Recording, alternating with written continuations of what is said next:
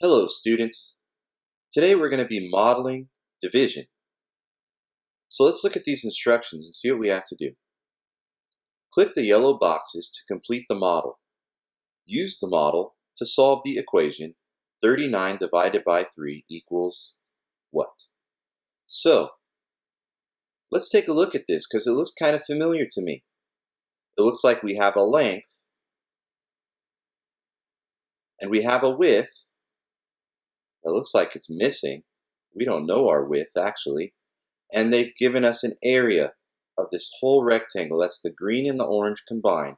The area is 39. Does that remind you of a different model we've used? If you said it reminds you of the multiplication model, you're absolutely right, because it is the same model. The only difference is, when we do multiplication, the area is what's missing. Now that we're doing division, the width is missing. So let's go ahead and see how we can find out what this missing width is. So let's see. If we have a 3 on the length, okay, and this green rectangle's width here is giving us this digit here that we see in the tens place. That stands for 30. So really we need to figure out what number times 3 is going to give us 30. If you said 10, that's absolutely right. So let's get it in there.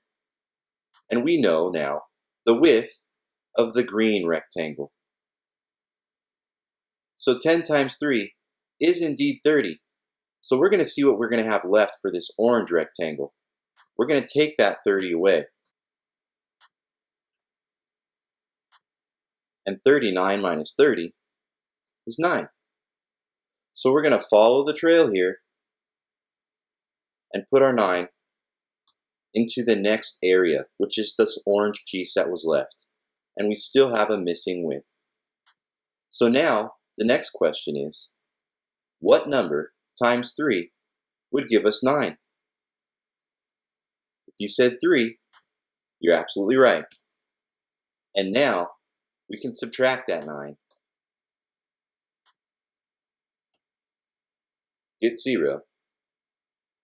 And now we have subtracted 9, which leaves us with nothing left. And we now have our width found. But the width is still in two parts, and we want to know the total width of the entire rectangle. So let's add it up over here. So we'll put 10 up here. We'll put 3 in the blue box. And the sum is 13. So to wrap this up, 39 divided by 3, 39 divided by 3 equals 13. And that's how you do this. Alright, let's move on. In this next example, our problem is asking us to divide 528 by 4. We're looking at an area model this time that's been broken up into 3 segments. That's because our area this time is in the hundreds place. We have a length here of 4, and we're trying to figure out what factor times 4 will give us this blue area, what factor times 4 will give us this center area, and what factor times 4 will give us this last area over here. So let's start in the blue. We're looking at our length, which is 4, so we should automatically be thinking of our multiplication facts of 4 as we look at our first 2 digits in this number. They create the number that resembles 52. So think about your facts of 4 and see how close can you get to 52. Now when you're picking numbers up here, it's important to make your job a little bit easier by choosing multiples of 10 until you get to the ones place. Alright, so while you're thinking about a number that gets close to 52, try not to go past 10. If you get all the way to 10, stop and use 10. So that's what we're going to do. We're going to use 10. But since we're trying to make a number in the hundreds, and 4 times 10 is only 40, we actually need to multiply times 100 to get the product, 400. Now, we can do our subtraction and find how much area is left for these last two sections. So, we'll have 8, we'll have a 2 in the tens place, and a 1 in the hundreds place. So, we have an area of 128 square units left here. So now, we're going to repeat the process.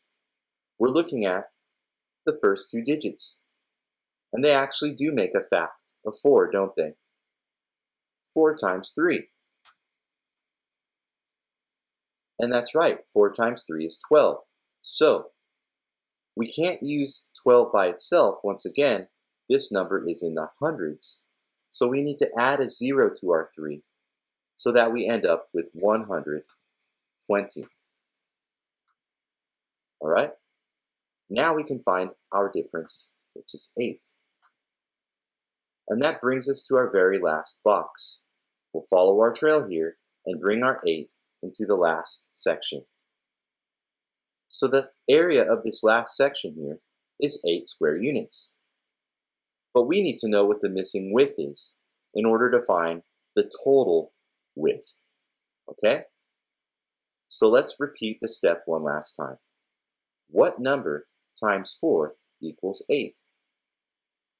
You said 2. Right on. And that leaves us with nothing left. So we can make no more groups of 4. And now we know the missing width by adding up the different sections.